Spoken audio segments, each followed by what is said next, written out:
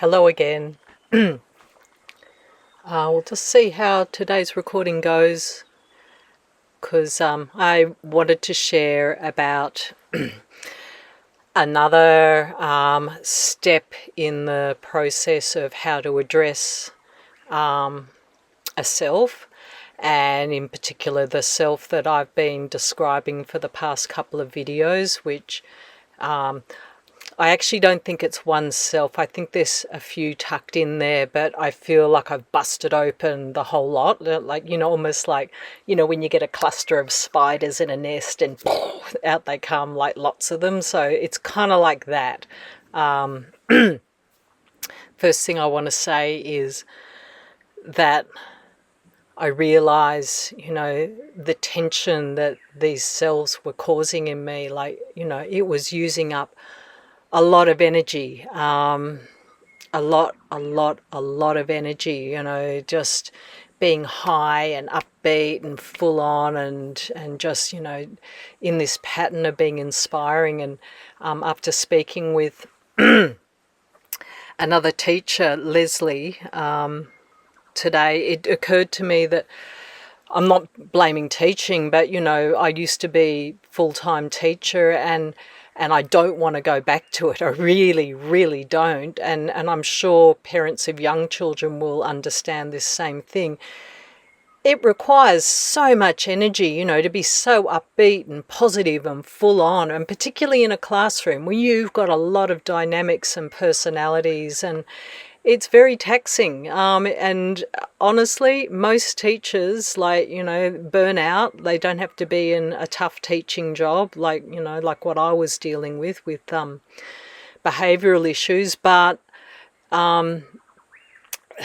many teachers I know, they come to a crashing halt in their careers and go and fall in, hit burnout point, because it requires so much energy. So let's just forget the teaching, and you can see that selves, like there are separate selves that, they consume so much energy. And like I had a girlfriend many years ago, and she was very, very anxious, and also she was actually quite manipulative, and her ego was always in overdrive, like working on taking the truth of a situation, but they're bending it to suit her ego's needs, whatever it is, whatever story she wanted to tell that made her ego look good. So, she had to take the story. Because I got to know her so well, I could see like, wow, she just put in a nuance here and just shift a tiny little part of the story to a different direction. And it was just so nuanced and everything. But when I stepped back and I just watched her, she was so anxious, and it was like all of her energy was spent in just consumed in this mental world of, like just trying. Obviously she was going over stories again and again and again, trying to get it right, because if you're lying, you have to remember what you said and how you said it and all that sort of stuff to get it right, whereas the truth is easy, it's just the truth is the truth. It just comes out. So small diversion there, because the thrust of this video, it's about just something I came across in a teaching from Mother Mary yesterday.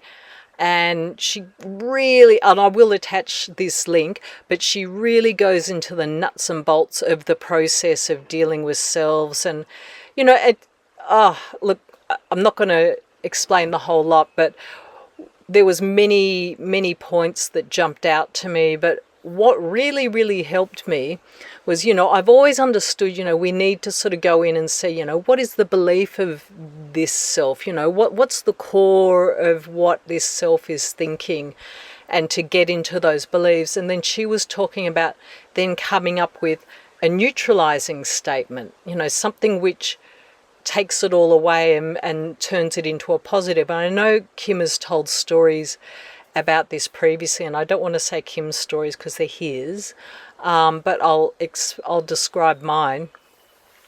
So this achievement-driven selves, whatever it is, had these beliefs, this attitude that, I have to do something, I must act. I can't just not do something, and I have to be full on in doing it, like I have to put a lot of energy into what I'm doing. Like there was, yeah, like I said, there's a few different beliefs and thought systems coming into this, because it's more than oneself, but it's, yeah, like the giant beast of a self that's being dismissed here. So I've written down what neutralising statements. I find it easier to come to the neutralising statements, and they really, really work. They really work when it comes to this moment of, I'm not sure what to do. I just I discern there's something going on in my environment through a person and the way they're acting, or something I've, just my separate selves have come up with on their own. And then these neutralizing statements, it's almost like it just gets this like eraser and just wipes my mind clean, and I can I don't act on it. It's really, it's helping. So with the selves that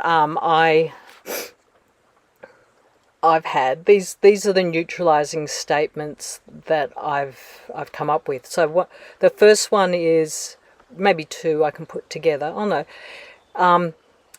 it is okay to be neutral. So because I was so used to these extremes of high energy, and if I couldn't sustain the high energy, then it was crushing depression, and I could sustain high energy for a long time, but yeah, what goes up must come down. And so I'm just letting myself know now, like, it's okay to be neutral. Like, there's nothing wrong with this. Like, there's nothing wrong with just being balanced and flat and even. Like, it's not a bad thing.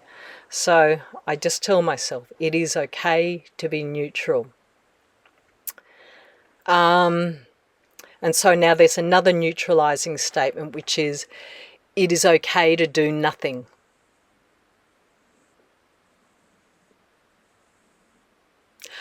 I don't have to talk.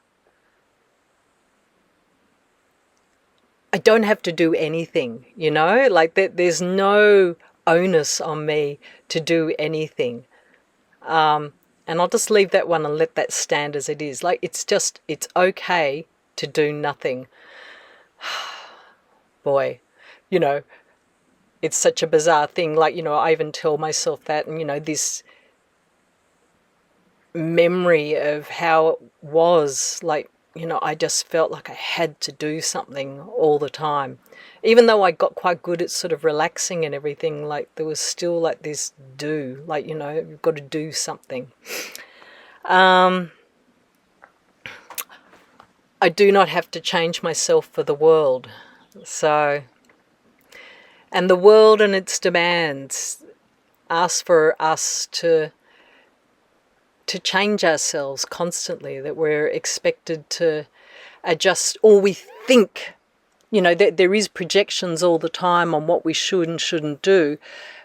But it's in us, these selves, that think that, we have to change ourselves for the world. Like, like I described what it's like for a teacher. Like, so for a teacher, there's this pressure that you've got to be upbeat, you've got to keep those kids under control, and you've got to keep them happy and learning and vibrant. There's this push on what you have to do, and if you don't do that, you failed. So that's just a single example. This one's a biggie. Yeah, this one's a biggie. There is nothing I have to fix. So even just dealing with separate selves, you all of a sudden you're hit with this huge onslaught of, there's separate selves there and everything, and you need to look at them and everything, but just accepting that there's nothing you have to fix here. It's it doesn't mean you just sort of wipe your hands of the process and step back and go, oh, good, I don't have to do anything. Like, you still need to look and be open and everything, but you don't have to fix this, because in fixing it, you're coming from this dualistic, perspective. Like, you're trying to fix it with the linear mind, and it's just not going to work that way. And yesterday, I was able to sort of, I was able to acknowledge, to use that for myself. And like, I'd had an interaction with a friend, and I know something I said triggered her ego, and sort of a day had passed, and I sort of thought, oh, I should send her a message, and the thought along the lines of sending her a message was kind of like, I just want to let her know everything's okay, and maybe explain myself or something like that. And then I just went, stop it, Neptune. Like, there is nothing you have to fix, like, nothing. It's only an ego that's been triggered. And so just leave it all be. It's okay. The love's still there. That's not going anywhere, and I don't need to say it even, like, just leave that for the moment when it's said. So yeah, I'll leave it at that. But I just thought I'd like to share with you, this whole concept of neutralizing statements, and, basically they're mantras, but, learning to find the neutralizing statement that works for you, so that when you notice the trigger and you're triggered inside, then you've got the neutralizing statement that will just, it's almost like, the system override. It's system override on whatever the self is programmed to do. But you've got to get into the core and know what that program is. And that, my friend, is the process that, we need to turn to the masters to ask for help with. That's just the best way. Okay. Enough said for today, and farewell.